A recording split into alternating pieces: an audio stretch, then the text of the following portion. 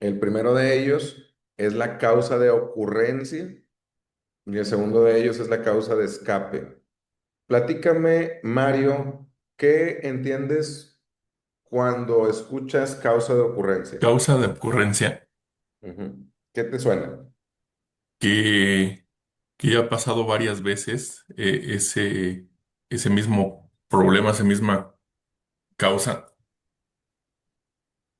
Ok, muy bien. ¿Y causa de escape, qué entendemos?